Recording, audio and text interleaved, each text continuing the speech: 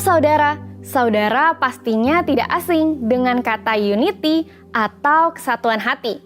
Gereja kita selalu menggaungkan kesatuan hati sebagai nilai yang penting. Dalam Voice of Pentecost kali ini, kita akan membahas bagaimana Pentakosta menghadirkan kesatuan. Doa Tuhan Yesus untuk murid-muridnya sebelum diserahkan untuk disalibkan dalam Yohanes 17 ayat 1 sampai 26 khususnya pada ayat 20 sampai 23 menekankan bahwa Yesus ingin mereka tetap menjadi satu sesudah ia kelak naik ke surga. Tuhan tahu disunity merupakan tantangan yang akan dihadapi para murid. Perpecahan dapat terjadi karena perbedaan pandangan, latar belakang, suku, dan pekerjaan. Alkitab juga mencatat, murid-murid pernah memiliki perbedaan pandangan, bahkan ketika mereka masih bersama Yesus secara fisik. Maka tidaklah heran doa Tuhan Yesus sebelum penyerahan dirinya memiliki pesan unity. Dalam Yohanes 13 sampai 16, banyak pesan unity yang Yesus ajarkan dan janjinya atas pencurahan Roh Kudus. Ia juga memerintahkan muridnya untuk saling mengasihi dan melayani. Namun, semua ini dapat terjadi dengan tuntunan Roh Kudus. Tanpanya, unity di antara mereka dan generasi penerusnya tidak akan terjadi dengan mulus. Inilah mengapa Yesus mengajarkan tentang Roh Kudus dan perannya atas gereja.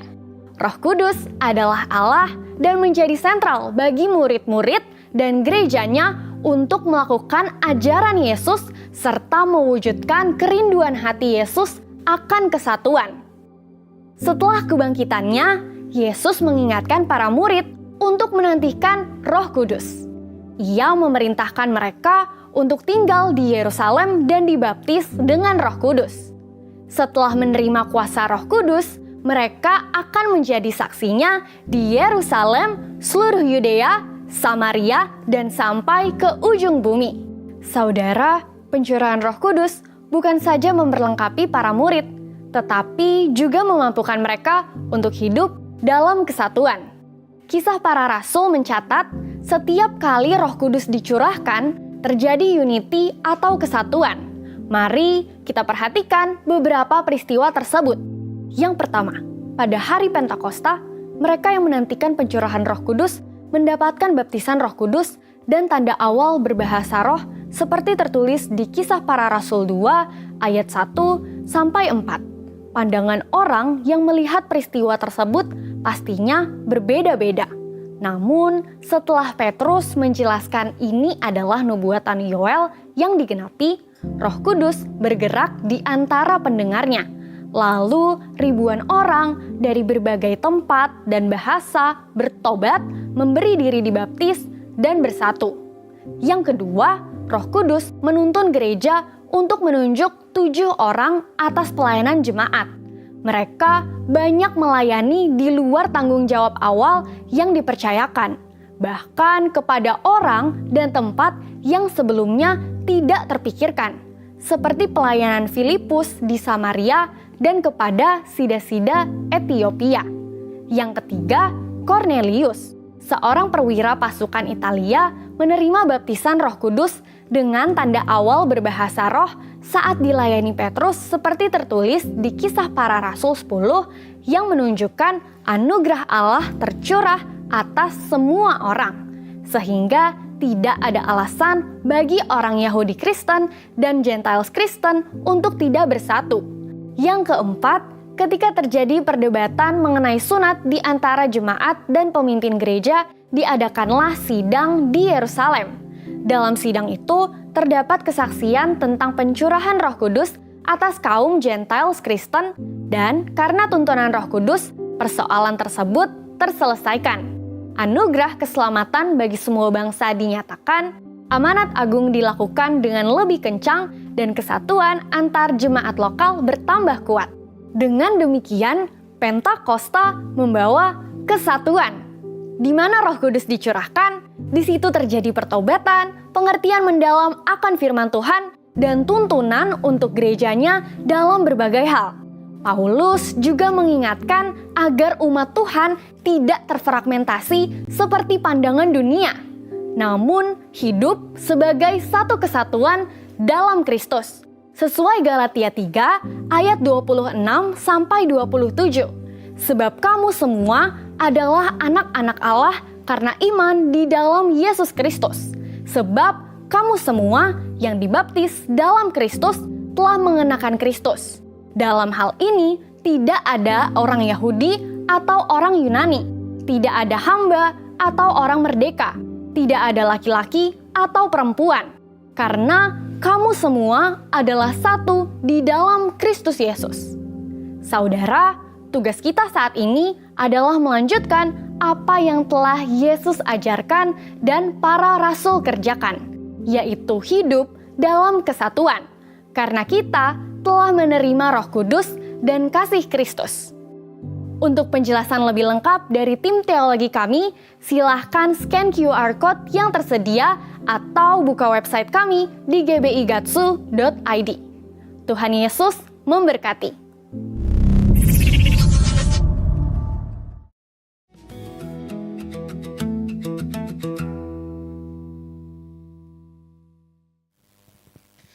Baik.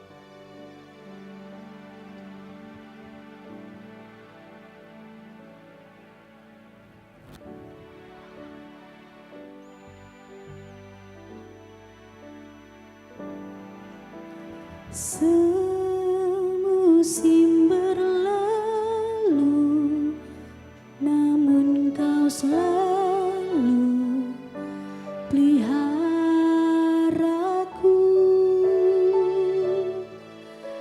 Kasih dan setiamu tak pernah layu di hidupku. Lebih luas dari samudra kebaikan-Mu Bapa takkan habis di hidupku. Lebih tinggi dari cakrawala, tak terbatas kasih-Mu. Sungguh ku bersyukur.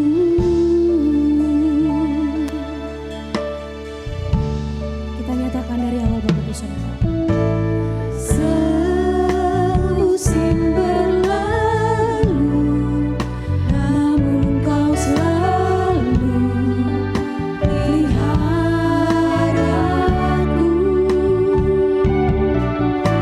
Kasih dan setiamu tak pernah layu di hidupku. Lebih luas dari samudra kebaikan-Mu Bapa takkan habis di hidupku. Lebih tinggi dari cakrawala, tak terbatas kasih-Mu. Sungguh ku bersyukur. Sama-sama kita bersyukur sekali lagi Bapak Ibu Saudara. Semusim berlalu, namun Kau selalu peliharaku. Kasih dan setiamu tak pernah layu di hidupku. Katakan lebih luas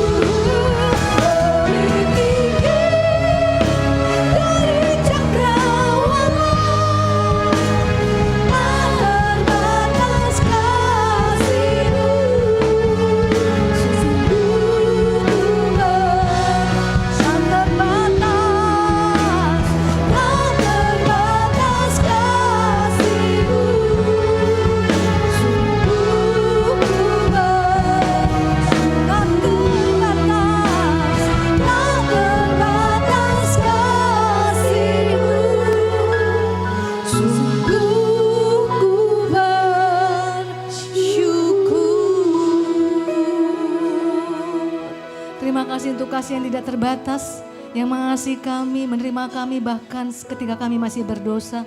Kau sudah mengampuni kami, dan bukan hanya itu, Engkau sediakan masa depan yang sangat indah bagi kami. Kami semua mau masuk Tuhan dalam segala rencana-Mu yang indah. Sebab itu ajar kami untuk punya hati yang rela diajar, yang rendah hati, yang mau taat dan hidup seturut dengan kehendak-Mu. Terima kasih, mari Roh Kudus beracara di tengah-tengah kami. Di dalam nama Tuhan Yesus Kristus, kita yang siap diberkati firman Tuhan. Bersama-sama kita katakan, amin, amin, haleluya. Silakan duduk Bapak Ibu Saudaraku, shalom. Terima kasih kepada Bapak Gembala, Ibu Gembala, Bapak Wakil Gembala, seluruh pelayan jemaat Tuhan di tempat ini. Saya boleh sharing firman Tuhan. Kalau tadi di ibadah 1 tentang memuridkan, menjadi murid dan memuridkan. Dan di ibadah kedua ini judulnya lebih ke tentang doa, prayer changes. Biasanya kan kita taunya doa mengubah segala sesuatu, ya enggak saudara ya? Ada juga lagunya doa mengubah segala sesuatu. Tapi sebelum doa mengubah segala sesuatu, doa mengubah saya.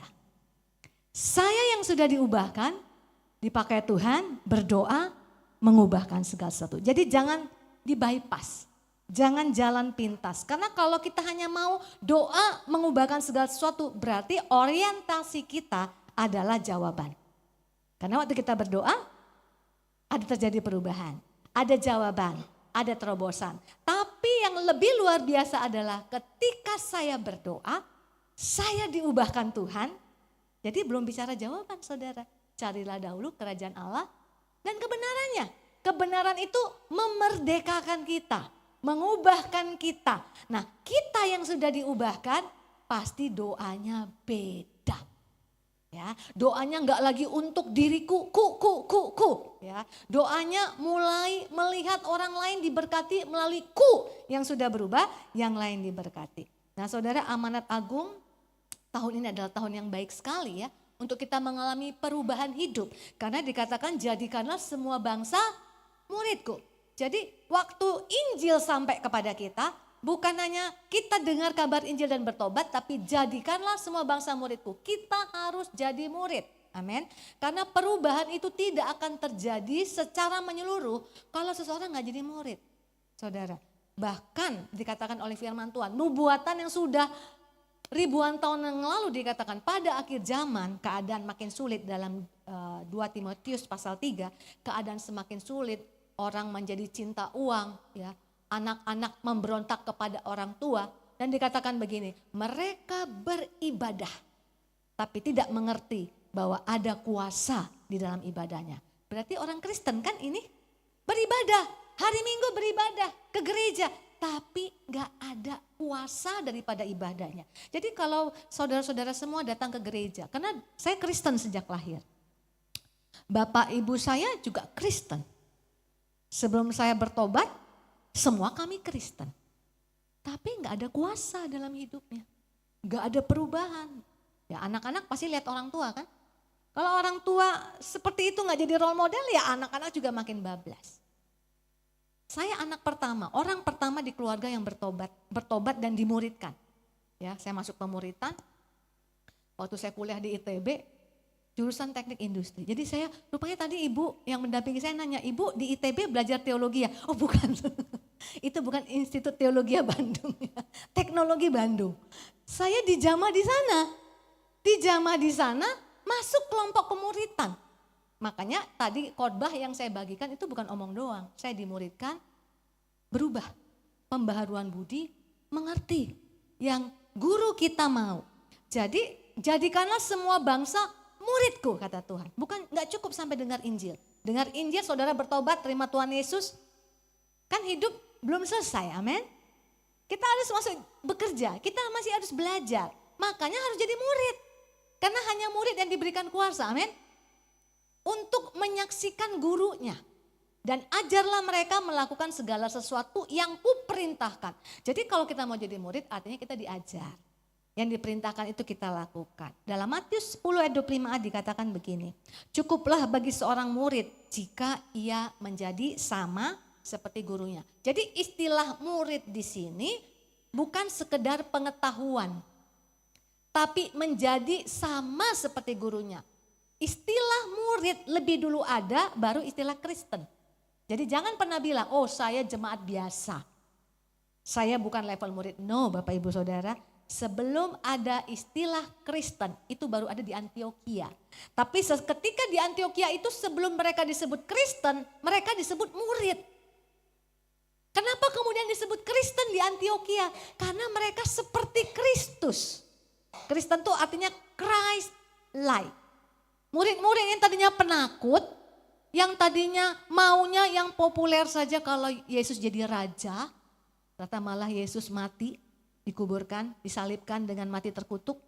Tapi ketika Yesus dibangkitkan, mereka mengalami apa yang Tuhan Yesus ajarkan. Berubah, jadi kayak Yesus semuanya. Bukan Yesus, mirip. Apanya yang mirip? Imannya, bayar harganya, kesungguhannya. Di Antioquia, ketika murid-murid Yesus lagi mengajar orang lain, disitulah mereka disebut Kristen. Jadi mana duluan? Murid dulu ada, baru Kristen. Nah kalau KTP kita Kristen, ya harusnya yang benar orang lihat kita seperti baca Alkitab.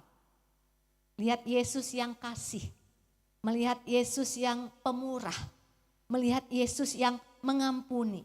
Nah tapi kan kita masih proses, amin. Kita masih berusaha berubah. Kata Tuhan jadi sama seperti gurunya. Ini yang membedakan belajar ya. Misalnya ada sini anak-anak muda masih SMA, SMP belajar di sekolah-sekolah. Guru ajar kita kan. Yang dia ajar apa? Ilmunya doang. Kita gak akan jadi sama seperti guru kita. Iya gak saudara? Matematika kita serap ilmunya. Ya. Ngajar apa? Fisika kita serap ilmunya. Ngajar ekonomi kita serap ilmunya. Tapi kita gak akan pernah jadi sama seperti guru kita. Tapi kalau Alkitab berkata pemuritan, jadikanlah semua bangsa muridku. Artinya kita diubahkan makin hari menjadi seperti Kristus.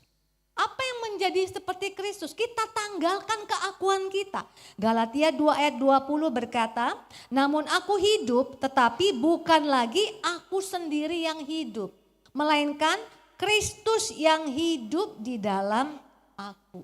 Ada perubahan yang kasat mata yang bisa dilihat. Tadi saya saksikan ya di ibadah pertama. Saya saksikan lagi gak apa-apa ya Pak. Nah Julita Manik ini anak kedua dari 4 bersaudara. Bapak saya kerja di perkebunan ya, jabatannya bagus. Anaknya ada 4, tapi yang paling pintar cuma saya. Jadi saya itu dari, kalau abang saya, rapotnya penuh warna-warni. Nggak disukai ternyata warna-warni seperti kebun bunga ya. Nah jadi kalau dapat rapot, saya anak yang paling ditunggu sama bapak saya. Karena puas lihat nilainya. Angka 10 pun kalau skala 1 sampai 10 itu ada di rapot saya. Bangganya minta ampun, dibanggakan kemana-mana. Ya. Tapi saya bertumbuh jadi anak yang sukanya belajar, gak suka bergaul. Ditambah mungkin itu kepribadiannya. Maunya belajar aja. Waktu bapak saya sakit dirawat opname hampir 1 bulan di rumah sakit. Kami gantian kan untuk nungguin. Karena ruangannya yang bisa ada yang nunggu ya. Kalau adik saya nunggu, papa saya senang walaupun rapotnya penuh dengan taman bunga. Tapi kalau saya, bapak saya gak senang. Kenapa saudara? Kalau disuruh nungguin bapak saya bawa buku. Bawa buku saya saudara. Jadi begitu udah urusin obatnya, bapak saya di tempat tidur terus langsung mojok tuh saya. Belajar, gak negur, gak ngajak ngomong, gak tanya kabarnya gimana. Gak ada kasihnya. Kemudian pelitnya luar biasa. Tadi saya saksikan ya. Zaman itu saudara bisa kebayang. Saudara kalau bisa makan buah sekarang, import, itu anugerah. Dulu zaman saya masih kecil, apel aja gak boleh masuk Indonesia. Gak ada buah import. Jadi bapak saya 6 bulan sekali itu check up-nya ke Singapura, fasilitas dari perkebunan. Pulangnya tuh bawa apel. Kebayang gak pernah lihat apel merah? Terus tiba-tiba ada apel. Saya bilang nanti pulang ke sekolah, saya mau makan apel, udah saya taruh di kulkas. Pulang kan udah ada ekspektasi kan, buka kulkas makan apel yang sudah seger. Nenek saya datang, pas pulang saya buka kulkas, loh kok ganti apelnya? Saudara mungkin heran, emang Bu apa bedanya apel? Beda. IQ saya ini sudah membayangkan kurva kemiringannya. Tadi 5 derajat kiri, 7 derajat kanan. Kok jadi berubah bentuknya? Dimakan nenek saya. Ngamuk saya saudara. Kan banyak apel yang lain, kenapa apelku yang dimakan? Mama saya bilang, kan apel sama aja rasanya. Enggak sama, bentuknya berbeda. Mama saya langsung bilang, pelit gitu kan. Pelit, terkenal, pelit. Mementingkan diri sendiri, enggak mau berteman, enggak mau bersaudara. Itulah trademarknya saya. Tapi waktu saya bertobat, ternyata Yesus adalah sosok yang mengagumkan. Kalau saudara nggak bisa ngelihat Yesus itu di atas segalanya, saudara pasti akan gagal jadi murid. Karena murid zaman dulu itu mengidolakan rabi. Orang Farisi itu pasti punya guru, rabi. Dia mengidolakan, makanya dia mau dibimbing di bawah kepemimpinan rabi itu. Paulus bilang, aku ini murid Gamaliel. Gamaliel itu rabi yang sangat terkenal. Itu orang pada antri itu mau jadi muridnya. Nanti mereka itu akan dirubah jadi seperti Gamaliel. Misalnya muridnya siapa? Pak Tony. Nanti semua akan jadi mirip Pak Tony. Karena yang diubahkan itu bukan hanya pengetahuan firman, tapi lifestyle. Jadi kalau kita dikatakan bukan lagi aku sendiri yang hidup, melainkan Kristus yang hidup di dalam aku. Lifestyle-nya Tuhan Yesus. Ya kan? Rendah hati, mau basuh kaki, mengajarkan yang tertinggi adalah yang mau merendahkan diri. Kan gak sama dengan dunia kan. Kalau kamu mau jadi yang tinggi, injak orang lain. Kalau Tuhan Yesus enggak. Rendahkan dirimu. Orang yang merendahkan hati akan diangkat oleh Tuhan. Itu yang namanya saudara, bukan lagi aku yang hidup. Kalau kamu dijahatin, jangan membalas. Kasih yang tertinggi adalah ketika engkau bisa mengasihi musuh-musuhmu. Padahal di sini udah gedek nih, udah mendidih nih ya. Mendidih di hati, mendidih di hati saudara. Mau balas, tapi dibilang gak boleh. Jadi orang tua saya dulu ngelihatnya saya model orang yang mementingkan diri sendiri. Ketemu Tuhan Yesus, saya terpesona dengan Tuhan Yesus dalam satu ibadah praise and worship di ITB. Langsung masuk pemuritan, dirubah nih yang namanya aku bukanlah, ini termasuk ayat hafalan saya. Namun aku hidup. Tapi bukan lagi aku sendiri yang hidup, melainkan Kristus yang hidup di dalam aku. Akibatnya apa? Prinsip Kristus masuk. Prinsip kita ayo keluar. Yang gak sesuai dengan firman Tuhan, keluar. Nah suatu ketika bapak ibu saya udah tahu saya mulai ikut persekutuan kan. Terus tiba-tiba di akhir semester biasanya saya pulang ke Medan. Ke Medan. Dan biasanya naik pesawat Garuda. Udah dikirim ongkosnya. Ada penginjilan lintas Sumatera dari pelayanan kami. Tanya sama mahasiswa-mahasiswa semuanya ya, peserta-peserta di persekutuan. Siapa yang mau menabur? Saya kepengen tabur tapi gak punya uang lebih. Karena uang saya hanya uang kos, uang transport. Dan yang sekarang uang transport pulang ke Medan. Saya telepon bapak saya. Minta izin Pak, aku pulangnya boleh gak naik bus lintas Sumatera? Ngapain kamu naik bus lintas Sumatera? Lama loh itu di jalan. Karena selisihnya ada yang masih bisa kutabur. Aku mau nyumbang Pak untuk pekabaran Injil. Kaget gak saudara? Anak yang paling dulu dibilang pelit, yang mementingkan diri sendiri, yang gak peduli orang lain, kok jadi berubah? Itu yang menjadi perenungan bapak ibu saya. Terakhir waktu bapak saya gak ada baru mama saya cerita. Waktu kamu sampai saya gak berani ke toilet loh saudara, 4 hari 3 malam. Belum keadaan jalan yang sekarang nih yang terkenal dulu jeleknya minta ampun jalannya. Gak berani, saya takut saya saudara. Makan serba sedikit, minum serba sedikit supaya gak perlu ke toilet. Nyampe di Medan, papa saya peluk saya sampai saya di rumah. Belakangan saya baru tahu ceritanya, dia itu nahan saudara. Pertama nahan bau saya saudara. Gak mandi bayangin 4 hari 3 malam. 4 hari 3 malam ya, rambutnya lepeknya udah gak jelas lagi saudara. Lalat pun menolak saudara ya untuk tempel di situ saudara. Tapi yang lebih mengharukan dia, kok anakku bisa jadi kayak gini? Pertanyaan besar kan saudara, siapa yang mengubahkan dia? Saya pun waktu diubahkan gak merasa sedang berubah. Kalau kita berubah gak boleh saudara bilang, oh saya sedang berubah. Gak boleh saudara yang ngomong, orang lain yang harus lihat, amin. Dia berubah. Kalau kita bilang aku sudah berubah, oh itu ngaku-ngaku itu saudara. Ngaku-ngaku itu sombong malah ya. Orang lain yang lihat. kamu sudah berubah. Nah itu yang terjadi waktu seseorang itu dimuridkan. Dan ada istilah saudaraku ya, walk in the dust of rabbi, berjalan di dalam debunya abu. Ini sampai sekarang istilah masih ada, kalau saudara buka website rabi-rabi Yahudi itu masih ada. Karena begini, kalau zaman dulu supaya saudara mengerti istilah berjalan di dalam debunya rabi. Ya. Kalau zaman dulu mau jadi muridnya rabi, kan banyak rabi-rabi ya. Yesus juga dipanggil rabi, Yesus juga punya murid.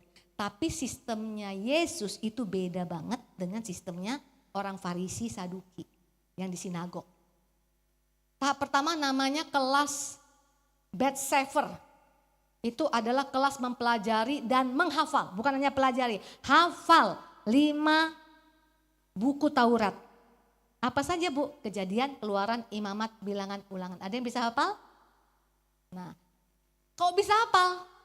Nah, seperti saudara sepupu kita, mereka membacanya menyanyi. Saudara bisa bayangkan?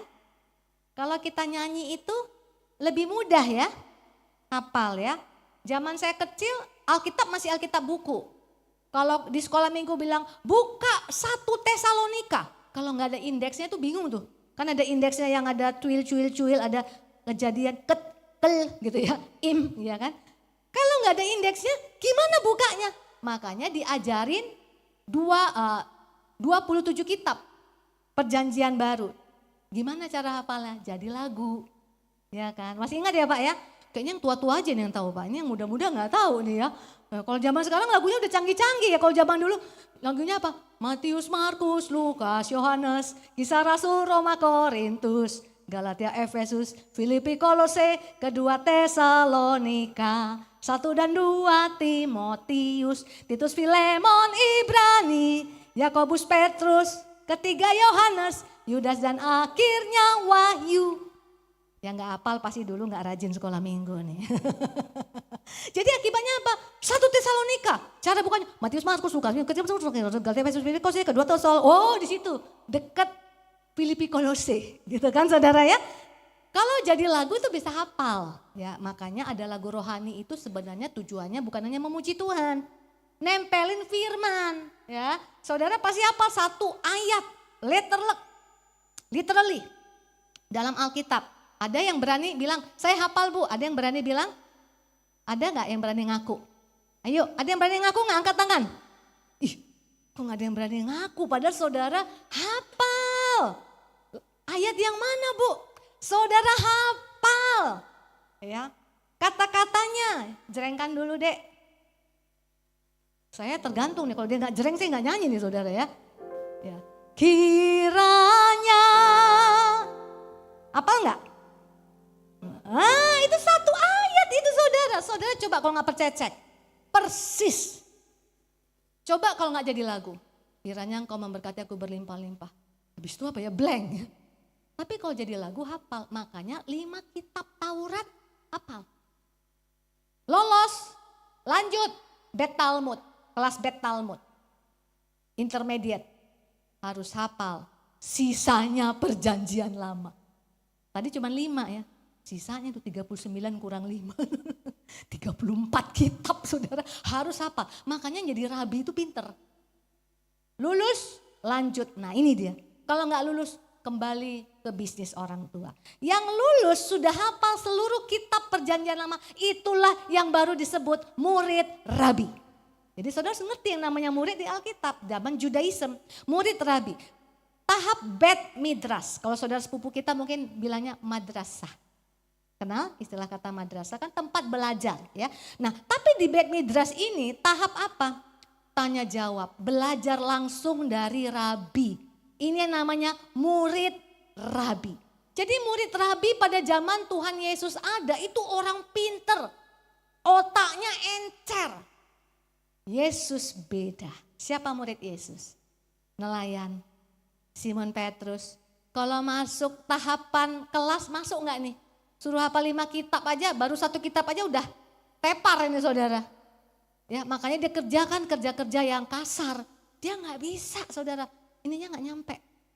Tapi bagi Tuhan Yesus, pemilihan murid tidak ditentukan dari status kepintaran, status kekayaan. Tapi apa? Status hati. di Bet Midrash ini, kenapa dibilang walk in the dust of Rabbi? Karena kalau sudah masuk level ini, kemana Rabi pergi dia ikut. Kemana traveling Rabi dia ikut. Supaya apa? Supaya transfer lifestyle, transfer knowledge itu terjadi. Jadi kemana aja sama kayak Tuhan Yesus kan. Kemana dia pergi, murid ikut.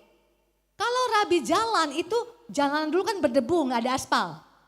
Jalannya itu dan semangat selalu kayak Paulus gitu orangnya yang on fire. Kan debunya itu kan gumpal-gumpal tuh kan. Kalau jalanan berdebu dia jalan. Itu yang namanya debunya itu kena ke orang di dekatnya. Sedekat itu sampai debunya kena ke muridnya. Jadi istilah pemuritan itu bicara apa? Sama Yesus juga kemana-mana pergi selama 3,5 tahun. Apa yang Yesus lakukan mereka lihat. Apa yang Yesus katakan mereka lihat. Apa yang Yesus sembuhkan, apa yang Yesus ampuni. Ada seorang wanita, seluruh orang mau lempari dia kan. Itu pelajaran luar biasa loh saudara. Mau lempari dengan batu, karena wanita yang berzina. Tapi Tuhan bilang, siapa yang gak pernah berbuat dosa, lemparlah. Mana ada yang gak pernah berbuat dosa? Di situ pasti murid-murid belajar tentang pengampunan. Ya. Bahwa Tuhan datang itu mengampuni orang-orang yang gak layak. Jadi artinya apa saudara? Dibentuk kepribadiannya. Jadi untuk menjadi murid harus dekat. Nah kita sekarang dekatnya melalui apa saudara? Baca firman Tuhan. Baca firman Tuhan. Dan salah satu lagi yang menjadi subtema daripada tema hari ini, berdoa. Tapi kenapa banyak orang gak suka berdoa ya saudara ya? Padahal kita perlu dekat sama Tuhan. Supaya bisa diubahkan.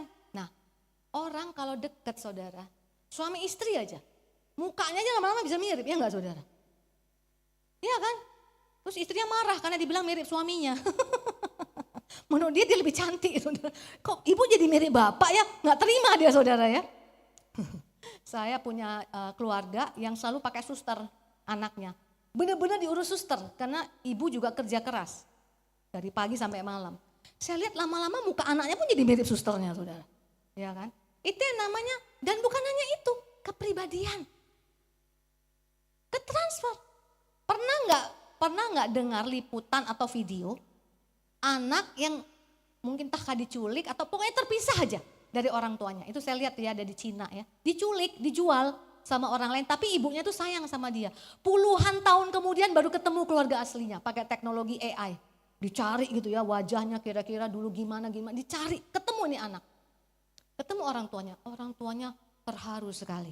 Ketemu anaknya, tahu saudara anaknya, awkward tuh dekat ibunya. Padahal ibu kandung, kenapa? Puluhan tahun tidak pernah tinggal sama orang tuanya. Sekalipun darahnya sama. Saudara tangkap ini, bicara kedekatan itu transfer. Di rumah saya kalau telepon saya, adik saya yang angkat, pasti orang pikir tuh saya. Suaranya pun mirip, ya enggak saudara? Gayanya mirip. Anak saya ada 3 perempuan semua, percayalah cantik semua kayak mamanya. Belum punya pacar. Saya bilang gini, kalau kamu membangun hubungan, jangan cepat-cepat bilang yes. Hitung semua yang harus kamu pikul. Karena orang Asia kalau berumah tangga itu tidak hanya sendiri, keluarganya juga jadi part of family. Lihat ibunya, saya bilang. Lihat bapaknya. Kenali dulu, berkenalan. Bagaimana ibunya dan bapaknya. Ini yang lagi pacaran pasti. Gimana ibunya dan bapaknya, gitulah anaknya. Ya enggak Pak? Biasanya yang bisa ngomong gini orang tua. Kalau anak muda lagi bucin Pak. Dunia ini seperti Taman Firdaus. Seperti milik berdua, yang lain in the course di antariksa. Ya kan? Dia omongin apa gak bakal denger. Ya, itu pengalaman pribadi kalau suami saya lagi konseling orang mau menikah, baru mau menikah nih. Berdua kan datang, oke Pak udah dinasihatin segala macam, dikasih nih kertas, ini udah mau menikah nih. Kertas kosong, ini buat calon mempelai wanita, ini calon mempelai pria. Tuliskan 5 saja kelemahan pasanganmu, 5, gak banyak, 5, dikasih waktu 15 menit. 15 menit kemudian dikembalikan kertasnya, kosong. Loh, gak ada kelemahannya nih.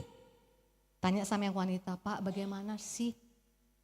Kok mau suruh memikirkan saya yang negatif? Dia adalah match made from heaven. Wah, sama yang laki-laki juga.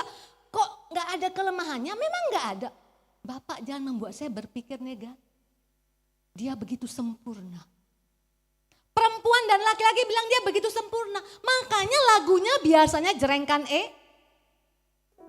Dia jauh sekali dari saya. Kami terpisahkan tiang yang suci, saudara ya. Jadi saya mau tengok dia nggak bisa ya.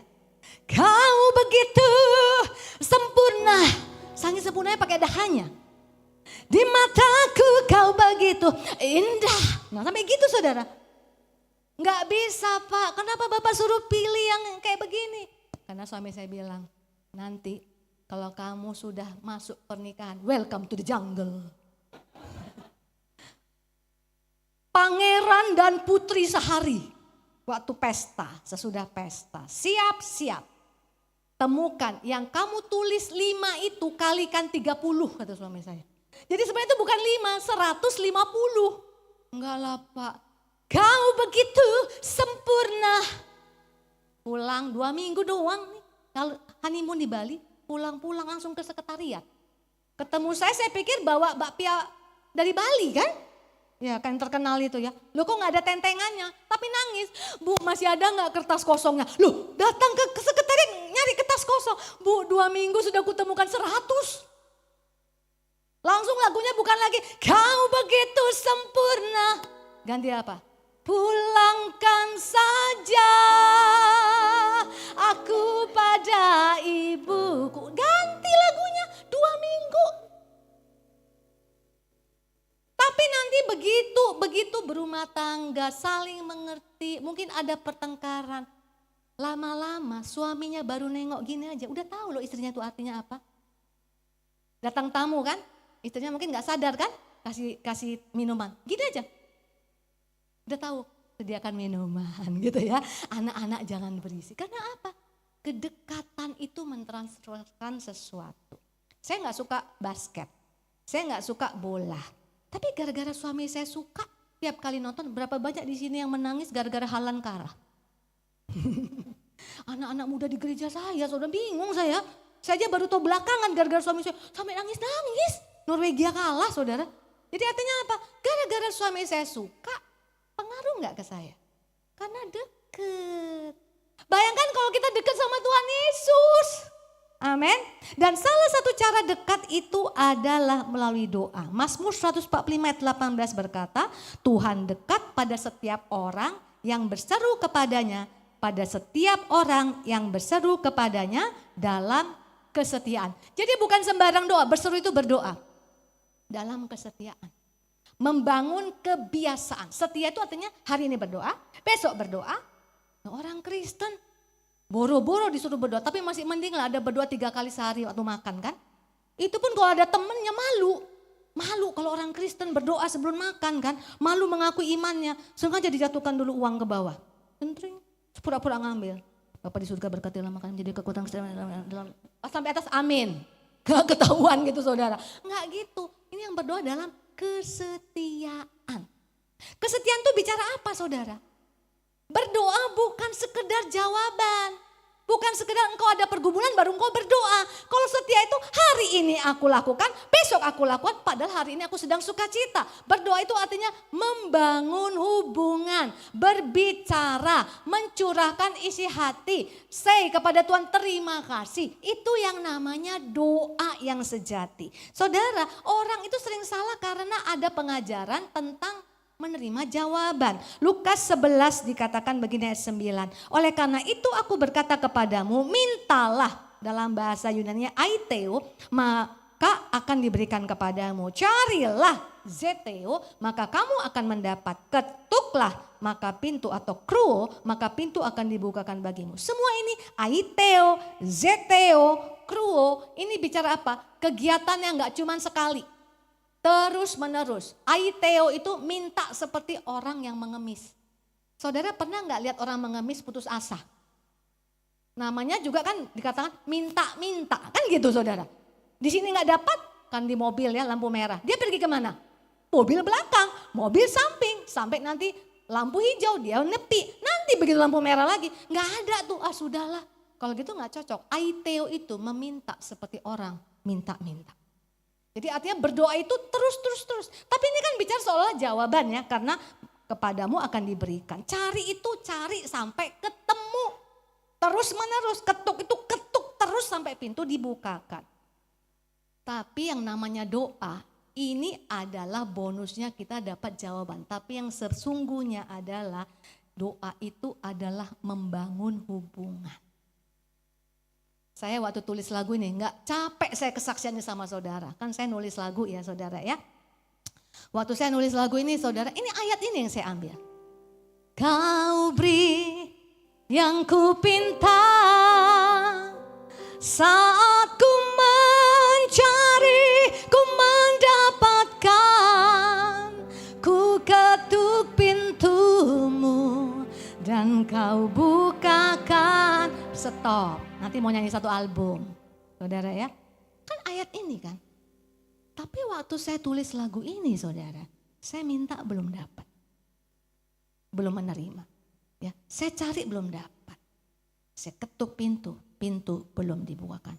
Berapa lama Bu? Sebulan. Saudara, saya nunggu jawaban Tuhan itu 20 tahun. Coba tuh. Waktu nulis ini belum 20 tahun, tapi artinya sampai 20 tahun rencana Tuhan, panggilan Tuhan yang dia perlihatkan baru jadi. Sama, kalau ngelihat jawaban saya pun udah give up. Ngapain tulis lagu itu? Nggak terjadi dalam hidupku. Saudara, terus Tuhan bilang, lihat di ayat bawahnya, kalau engkau bapak di dunia ini yang jahat, tahu beri yang baik kepada anakmu, apalagi bapakmu yang di surga. Makanya lanjutannya, sebab kau Bapakku, Bapak yang kekal. Jadi hubungan bapak dengan anak itu bukan hubungan pekerjaan. Amin. Darah. Ya, karena kita lewat darah Yesus. Keturunan. Ada warisan. Lebih daripada sekedar tuan dan hamba. Jadi kalau orang berdoa sebenarnya bukan hanya minta, makanya selalu. Daniel dikatakan 3 kali sehari dia berlutut, berdoa, memuji Allahnya seperti yang biasa dilakukannya. Jadi dia berdoa bukan hanya karena ada nyawanya terancam masuk gua singa. No, lagi gak masuk gua singa dia doa gak? Doa. Lagi gak ada kebutuhan dia doa gak? Doa, karena doa itu kayak ketemu Tuhan ngomong-ngomong. Anda belum dapat jawaban. Saya bilang sama anak saya, bahkan sebelum ada ilmu psikologi, udah ada dulu di Alkitab. Curahkanlah isi hatimu, kita ngomong sama Tuhan. Kecewa, ngomong sama Tuhan. Ya, di Alkitab, gak pernah dikhotbahkan, nanti kapan-kapan ya kalau saya keting. It's okay when you are not okay. Sebelum ada judul drakor saudara, udah ada di Alkitab. Karena dia bilang semuanya gelap Tuhan. Sampai akhir Mazmur itu nggak ada jawaban, ada di Alkitab saudara. Nggak oke keadaannya. Tapi itu namanya dia mencurahkan isi hati. Kenapa saudara? Dia Bapak. Jadi akan sangat salah sekali. Karena gini saudara, banyak pemikiran. Kenapa orang nggak suka berdoa? Orang takut sama pendoa. Pendoa kan biasanya suaranya kenceng. Ya kan? Terus kayak rohani. Ya. Jadi orang takut dekat sama dia. Kalau kita sudah bangun image seperti itu, ubah Bapak Ibu Saudara. Kalau mau orang suka berdoa, tampilkan kesaksian di mana Allah yang kita datang berdoa adalah seorang Bapak. Mana ada Bapak yang anak takut ngomong sama bapaknya. Ya. Kalau dia kenali bapaknya bapak yang baik, dia paling suka kan ngelendot dekat bapaknya, ngomong permohonannya sama bapaknya. Jadi kita sudah terlanjur gayanya tuh kayak gaya nabi-nabi zaman dulu. Kalau nabi-nabi zaman dulu kalau ngomong kan takut kan. Satu orang ngata-ngatain Elisa, dikutukin sama Elisa langsung diterkam beruang. Ya, ada pendoa kami saudara, masa ada yang ngomong gini jemaat, jangan dekat-dekat bapak itu nanti kita dikutuk jadi belalang katanya saudara. Coba tuh saudara, jadi artinya apa? Pekerjaan pendoa, pelayan jadi kayak nakutin gitu. Enggak nakutin. Kita datang kepada Bapak, amin ya. Saya ada tulis lagu ini supaya saudara ngerti yang namanya Bapak. Ya saudara, ini saya tulis lagu ini ya saudara. Ya. Seperti Bapa sayang anaknya, demikianlah engkau mengasihiku. Kau jadikan biji matamu, Kau berikan semua yang ada padamu. Seperti Bapa sayang anaknya, demikianlah Kau menuntun langkahku. Hari depan indah Kau beri, rancanganmu yang terbaik bagiku. Sweet gak saudara? Sweet. Orang Tuhan bilang, aku tahu kamu debu. Kalau saudara baca lengkap ayat, tapi aku sayang sama kamu. Kok kita kasih impresi Tuhan kita tuh kayak nakutin. Saya sekarang masuk ke sekolah minggu saudara. Saya mau ajar anak-anak sekolah minggu. Kalau engkau berdoa seperti kamu ngomong sama Bapak. Caranya gimana? Coba praktek. Kalau mau minta jajan sama Bapak gimana? Pak, jajan. Kan gitu kan? Jajan. Terus kakinya gue jajan gitu kan? Ya gak apa-apa, masih kecil ngomongnya kayak gitu ya. Tapi itulah Bapak yang kita tahu kalau kita minta dia gak marah sama kita. Amin. Kalau keterlaluan mintanya juga paling gak. Kenapa? Biji mata. Saudara tahu namanya biji mata? Kesayangan. Kok kita jadi takut doa? Ya, jadi di gereja juga saya bilang kalau bahasa roh pendoa jangan nakutin. Kadang kan maksudnya baik, bahasa roh itu baik saudara, saya gak menentang. Tapi kadang-kadang jadi nakutin. Ini dulu ya, zaman saya masih di ITB tuh baru pertama bahasa roh Pak. Bapak Ibu. Jadi kalau bahasa roh gitu, kadang kan masih jarang. Tiba-tiba, kok udah kayak udah meringkik. Kadang kayak, loh kok udah kayak apa? Jadi orang lain takut. Dikiranya tuh kayak ilmu-ilmu apa gitu loh saudara. Ayo biasakan kasih impresi. Berdoa itu datang sama Bapak. Ini pengajaran tentang doa. Doa itu minta, cari, ketuk. Lagi ngomong sama siapa? Bapak. Amin. Jadi waktu saya tulis lagu itu ya. Sebab Kau Bapakku, Bapak yang kekal. Saudara, saya pun hampir gagal berdoa. Karena saya pikir berdoa itu hanya kepada Tuhan. Bapak loh. Saya seperti merasa ditelantarkan seperti Yesus tidak melakukan apapun. 20 tahun nunggu itu sesuatu Bapak Ibu Saudara. Nulis lagu pertama umur 23. Nunggu sampai umur 40 baru punya album. Sesudahnya 3 tahun diutus kemana-mana kesaksian pujian tertolak karena faktor U. Apa itu U? Uzur. Lebih tinggi dari umur, faktor uzur. Kenapa ibu bilang begitu? Karena yang dilihat sampul albumku yang kinclong itu. Ada penyanyi baru datang, Julita Manik. Glowing. Lalat pun tergelincir di pipinya. Begitu ketemu, ini mah lalat hinggap. Kerutnya banyak, kok sudah tua. Faktor U itu saudara menolak saya. Bahkan sampai sekarang loh saudara. Sampai sekarang saya baru pelayanan dari Bandung ke Lampung.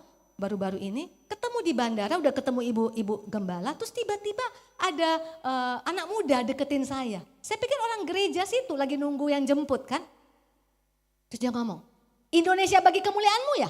Dia ngomong gitu, judul laguku dia tahu loh saudara. Oh iya. Terus dia ngomong gini, namanya siapa ya? Loh saudara, judul lagunya tahu, nama penyanyinya, penulisnya nggak tahu saudara. Oh Julita, saya bilang. Oh, Julita Siregar. Lebih parah lagi saudara. Namaku Julita Manik saudara, Julita Siregar. Ditolak kemana-mana karena faktor U. Pernah ada ibu-ibu, habis saya kesaksian pujian. Dia ngikutin saya. Diberkati kali aku dengan lagumu. Wah ada juga yang diberkati. Habis itu saudara, udah habis ngomong-ngomong. Bagilah uangnya buat ongkos bajai. Modus rupanya. Memuji-muji mau minta ongkos bajai ya saudara ya.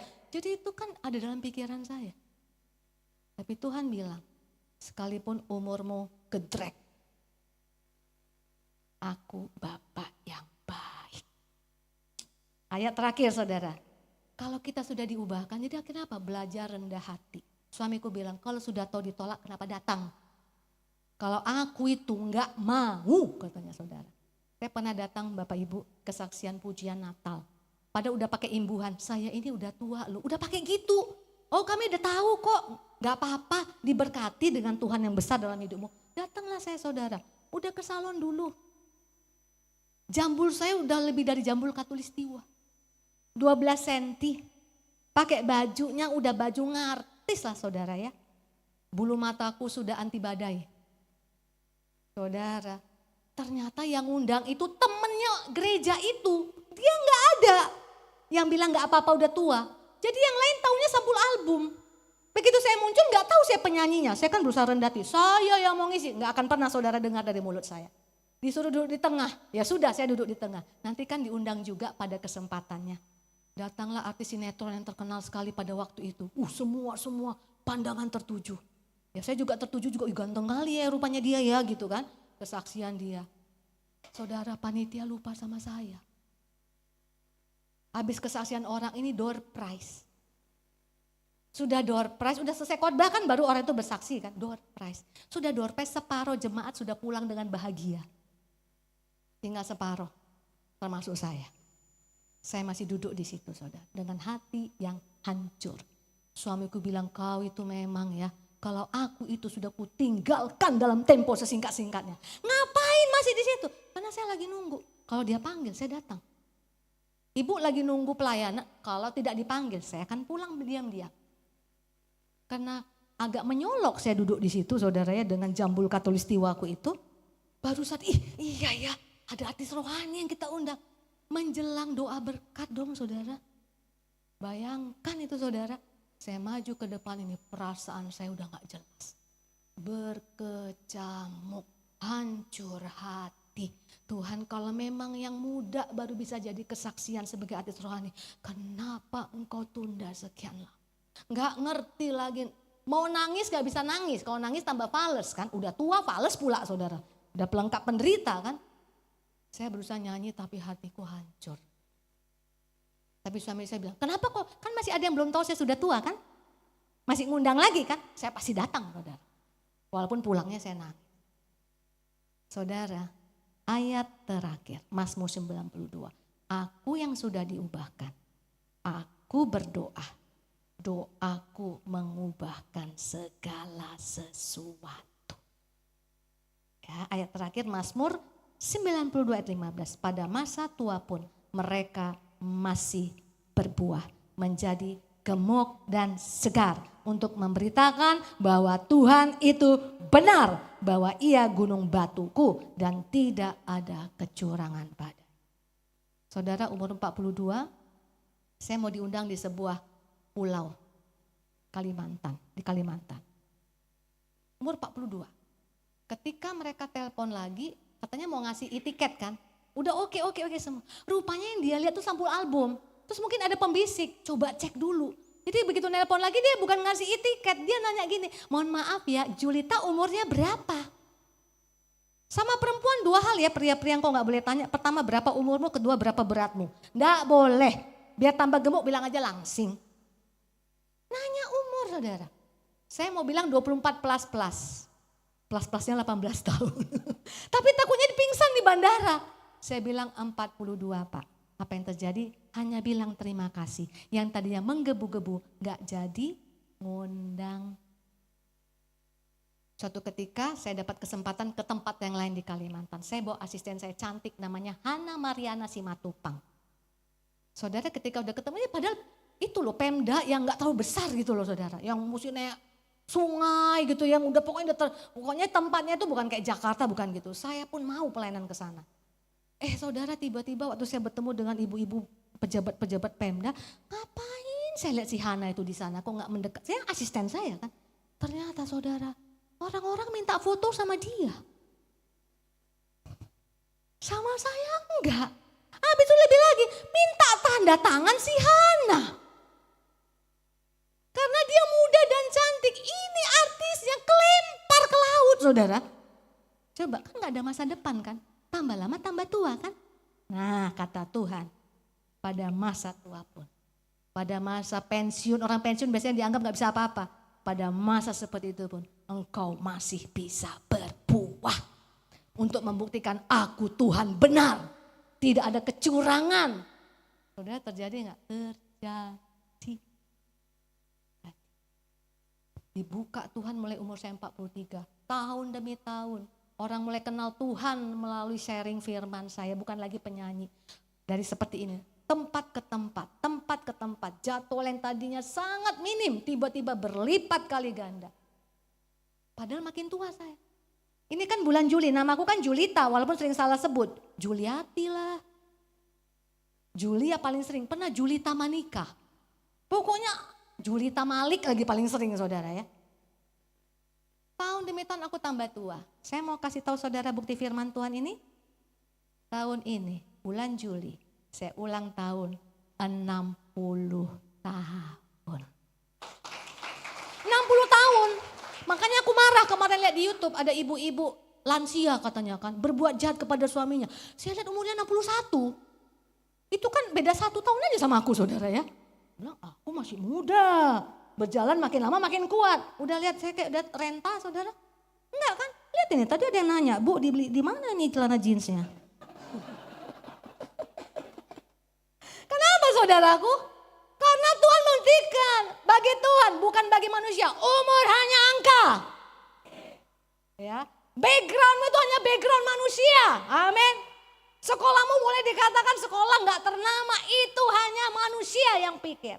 Tapi kalau engkau yang dekat dengan Tuhan, kau berdoa, kau kenali Bapa. Gak ada rancangan kecelakaan. Tepuk tangan untuk Tuhan Yesus. Berjalan makin lama makin kuat. Ngapain? Bukan untuk kekuatan diri. Menghadap Allah di Sion. Menceritakan perbuatan Tuhan yang besar. Hari ini saya gak tahu pergumulanmu. Tapi mari kita datang kepada Tuhan. Jangan pernah tukar Tuhanmu dengan yang lain. Kalau saya dulu give up, saya akan menyesal. Saya lihat anak-anak muda dibangkitkan. Pada waktu saya datang pakai masker, mereka panggil saya ibu. Buka masker, jadi tante. Saya bilang jangan-jangan turun dari mimbar, tahu umur saya jadi opung. Waduh, saya udah siap-siap oma, opung, engkau, apalagi inilah nanti sebutan saya. Ketika saya ngomong di depan dengan berani karena Allahku 20 tahun masih bisa membuktikan. Mimpilah yang tinggi, setinggi langit karena Tuhanmu lebih tinggi dari langit. Aku tunggu 20 tahun Allahku masih sanggup. Anak muda bangkit. Pulangnya panggil saya Cece. Kak, aku yang insecure. Saudara ya, gak siap dengan kelebayan itu saudara ya. Tapi artinya apa? Dia mengkakakkan saya kenapa? Aku mau mimpi kayak dia. Aku mau Tuhan yang seperti dia.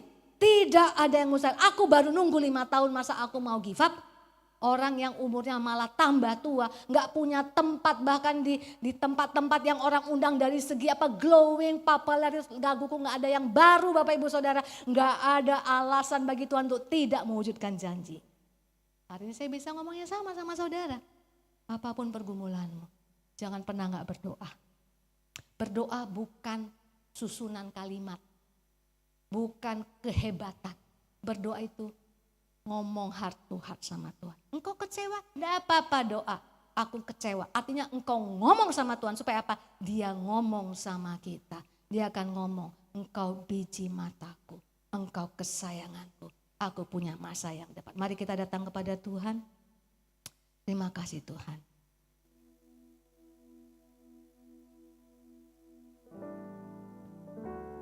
Perhatikan burung-burung di udara, Tuhan beri makan tanpa bekerja. Apalagi kita orang percaya, Tuhan pelihara, Tuhan sediakan.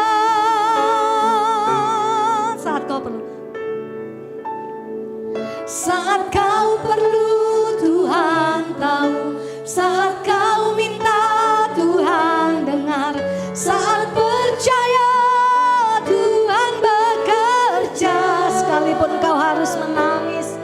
Saat menangis Tuhan tahu, saat berdoa Tuhan dengar, saat bersyukur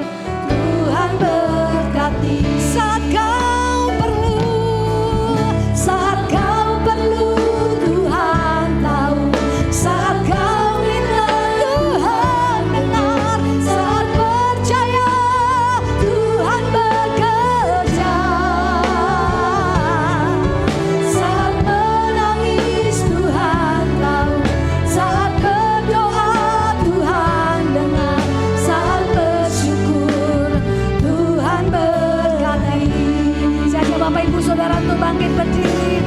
Mari datang kepada Tuhan yang baik, Bapa yang baik. Saat kau perlu Tuhan tahu, saat kau minta Tuhan dengar, saat percaya Tuhan bekerja.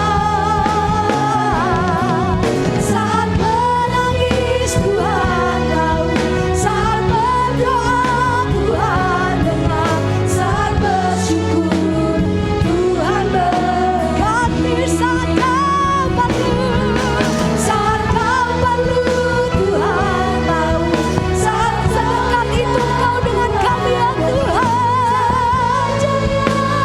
Tuhan bekerja.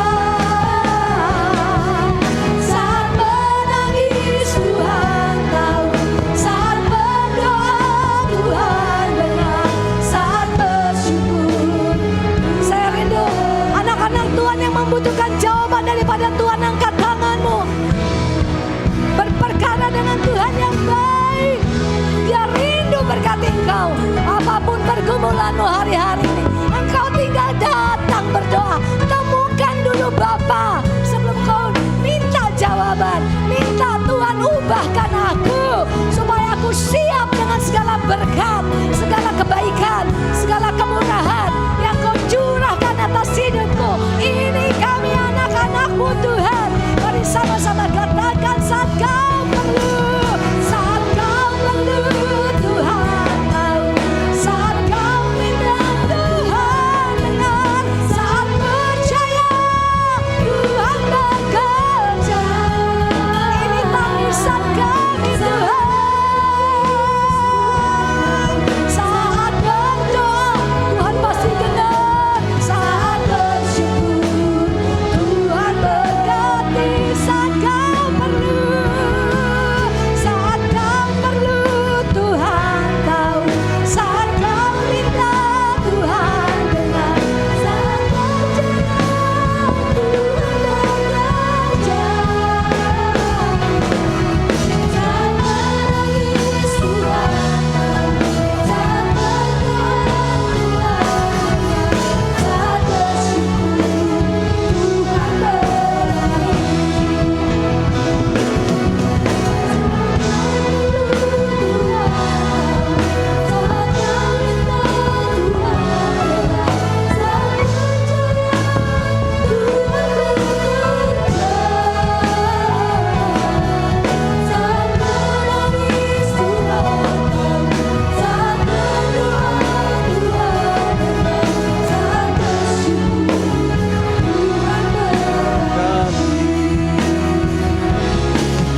Saat bersyukur Tuhan berkati. Saat bersyukur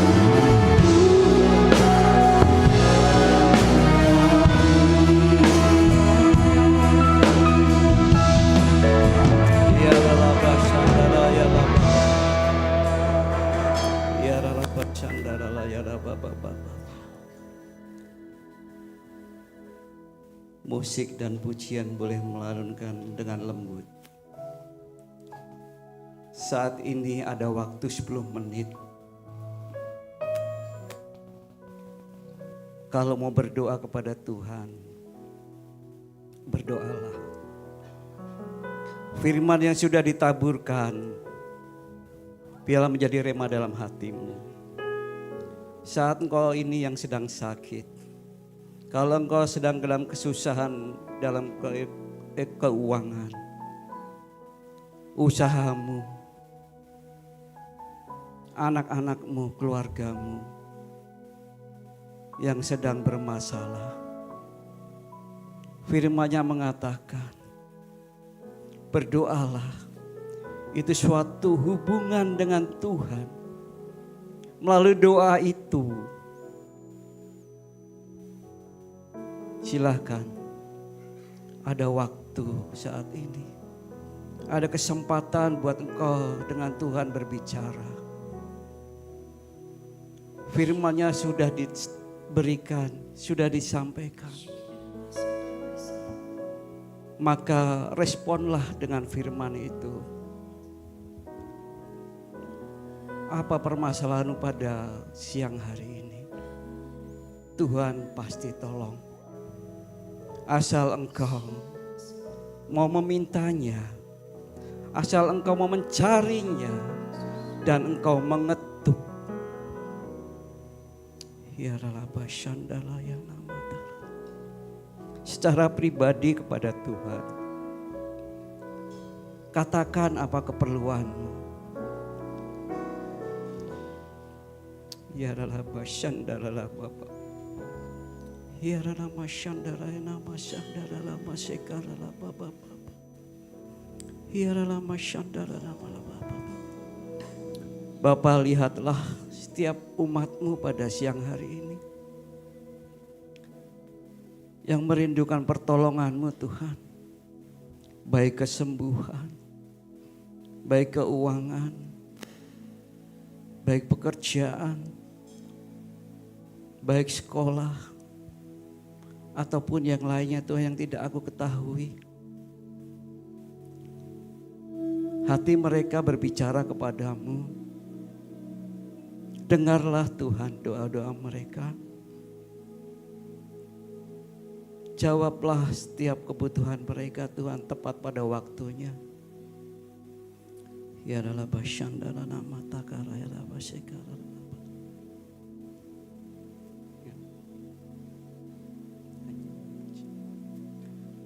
Ya adalah basik. Naikkan pujian refnya kembali.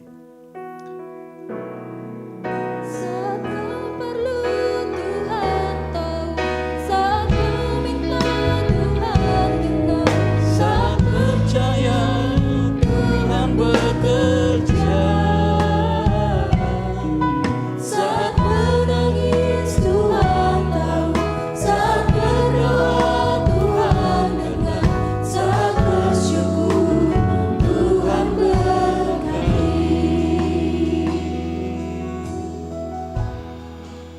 haleluya. Terima kasih Tuhan buat roh-Mu yang sudah menjamah kami, Roh Kudus yang sudah membangkitkan iman kami. Terima kasih Tuhan. Kami bersyukur buat siang hari ini atas selawatan-Mu, atas anugerah-Mu, atas kasih setia-Mu ya Tuhan. Terima kasih ya Bapa. Terima kasih. Haleluya, amin. Bapak Ibu sekalian, perlu saya informasikan Ibu Gembala pada hari ini, siang ini ada pelayanan di GBI Bekasi Plaza dan beliau ada di sana, dan hari ini kita sudah dilayani oleh hambanya Pastor Ibu Julita Manik.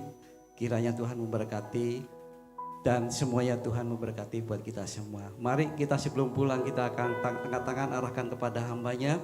Kita memberkati beliau supaya Tuhan pakai dengan luar biasa. Tuhan, kami mengucap syukur buat siang hari ini. Kami berdoa buat hamba-Mu Tuhan yang sudah menyampaikan kebenaran firman-Mu. Begitu luar biasa Tuhan.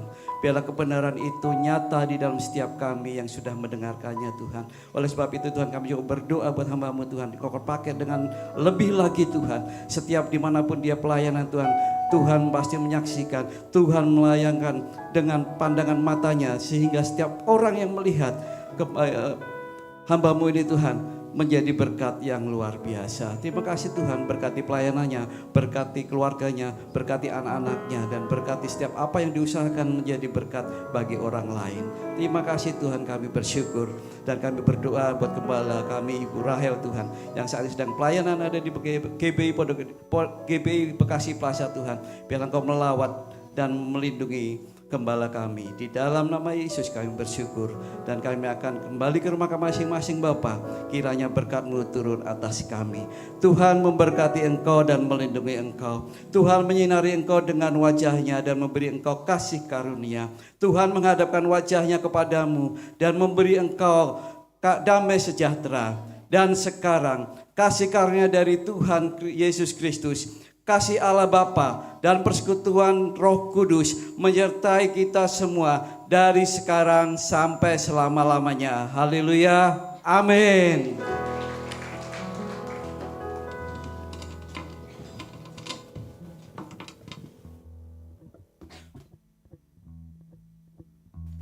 Boleh bersatu teduh sejenak di tempat masing-masing.